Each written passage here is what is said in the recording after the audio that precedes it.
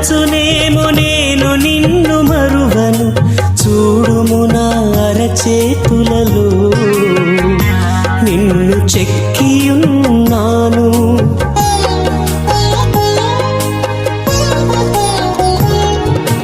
తల్లి అయిన మరచునేమో నేను నిన్ను మరువను, చూడుము నా అరచేతులలో నిన్ను చెక్కియున్నాను.